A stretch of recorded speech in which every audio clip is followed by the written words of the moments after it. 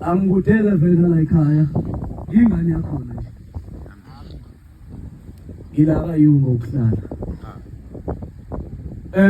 bantwana womkhonza uThixo seyikhulumile insizwa kakhulu nami ngento engisusayo lapha phansi ithi angisukume nami ngizoloba igama lami encwadini yokuphila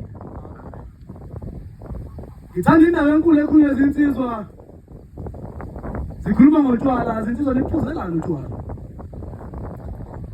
vele angiyena umuntu oje ukusukuma ngizwile ubhuti ethi inkonzo unikwa ukhuluma ngendaba niphuzelana utshwala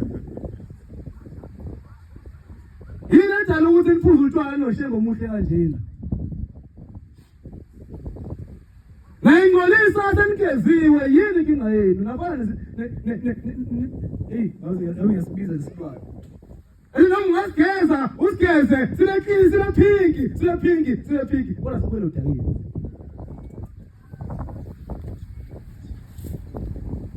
Sizayikwenza kule phakeme. Siyakona kwenzeka.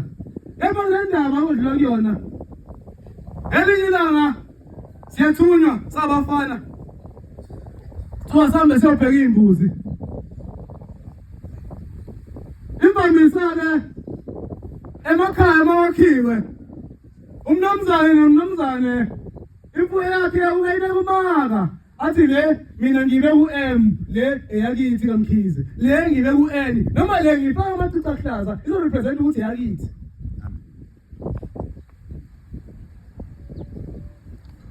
sesihamba sabafana siyobheka lezi imbuzi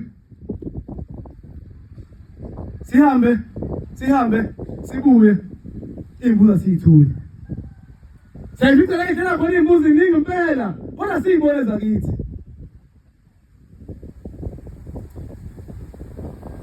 Sasivela khona sayibheka. Azange sayithola. Kepha ubaba wethu ozalayo wasevuka nathi ihamba eyibheka lezi imbuzi. Wathi matabami lezi imbuzi zakithi zino-enda ngemuva. Lezi imbuzi ey'tshela khona sasizobheka imbuzi eno-N. Ziningi impela imbuzi bazobheka ezino-N. Eno-N yakithi siyayithatha sihamba nayo. Abanye baba bebheke zami imbuzi enamacici abovu, abanye bebheke nazo ezino-M.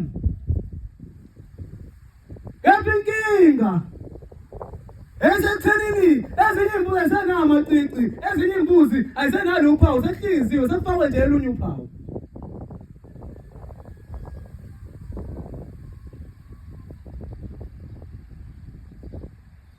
Kunjalo nalapha ekhaya singazi umkhonto uThixo ikhuluma kakhulu nalaba aboza kuwe sesifunda nazo ekhungweni zemfundo ephakeme. Uma ushembe usigezile saba bahle sibahle manje semayibonga Nkosi. Amen. Uthi ushembe masesigezile wasesifaka uphawu lakhe wathi lo umntwana kaNazaretha le inkosi kaNazaretha e25 izohamba kanje izoba kanje izobona shihamba. Wathi le insizwa 23 izobona shihamba isibhekele ingakubhekile uzoyibona insizwa 23.